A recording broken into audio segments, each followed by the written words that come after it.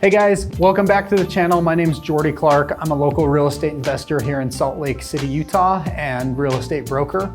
I wanted to talk to you guys a couple minutes today about rental property investing and how to buy your first rental property and what to look for. I am totally going to talk about what's relevant in our market in 2021 versus all the other markets in the United States. So here's a couple of reasons that I like the Salt Lake metro area. One, we're kind of a hybrid market. So there's cash flow markets and then there's appreciation markets, right? And we're kind of stuck in the middle where you can still find cash flowing properties that are gonna appreciate really well. So the last 30 years on average, we've had about a 7% appreciation rate. The great thing is you can still find deals in today's market. I'm staying in a property we bought less than a few weeks ago, and it is cleaned up, it's looking good. We did a fresh coat of paint, fresh carpet, and this is gonna be an awesome investment property. So for this particular house, we paid about $240,000. We're putting about $10,000 into it. It's gonna be worth about $300,000 when all is said and done. And with interest rates being historically low right now, our payment on this is gonna be right around $1,100. The nice thing is, rent is gonna be about $1,500 a month. So it's kind of a tight deal. We wouldn't be into it a lot had we kept it as a rental. A couple of things you're gonna wanna factor in when you're purchasing rental properties. You're gonna wanna look at what your payment is, principal, interest, taxes, and insurance. So for this example, we're gonna say that that payment would be $1,100. Your gross rent, we'll call it $1,600.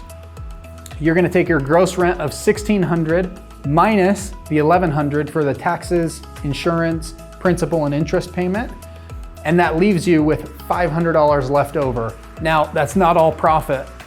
What you're gonna have to do is you're probably gonna have to pay a property manager.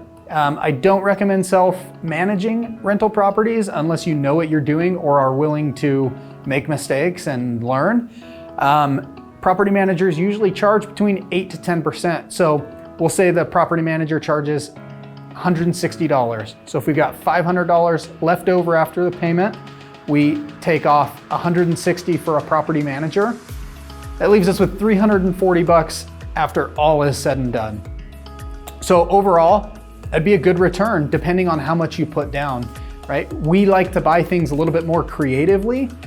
So we're not just finding something that's turnkey ready to go and then putting 20 or 25% down. We're typically buying something that's distressed.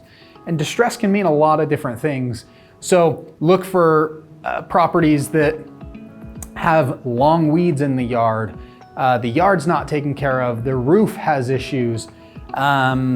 Sometimes there's notice of default lists that go out, people that just get behind on their payments. There's a lot of different ways that you can find a deal that doesn't mean you're paying full retail value.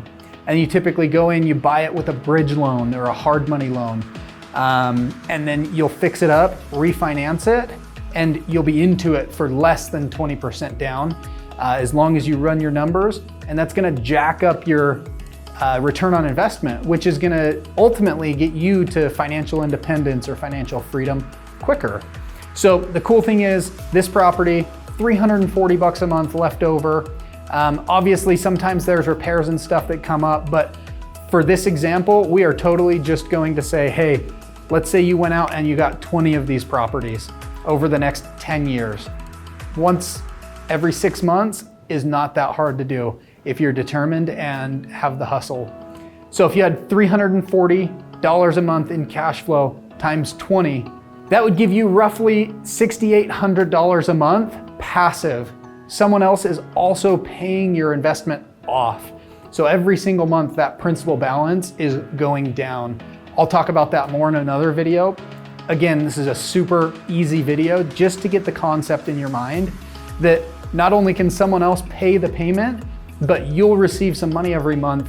And if your expenses are only $5,000 a month, then you can be financially free with less than 20 properties. And that truly is my goal, to help you get to financial freedom and financial independence so that you don't have to work 40, 50, 60 years just to find out that your pension's gone, the 401k drops to zero. There are so many factors outside of our control, and the one reason I love real estate, guys, is because you can control it. You can find deals, you can add value, and most importantly, you get monthly cash flow, which can help you on your path to financial independence. So guys, if you like this message, if you like any of this content, please like, subscribe, and hit the notification bell. Helps me out, it helps you out, because ultimately, I'm here for you. I'm here to help you get to financial independence. Go ahead and hit any comments down below, any content that you might like seeing, or any feedback. All right, thanks guys, have a good one.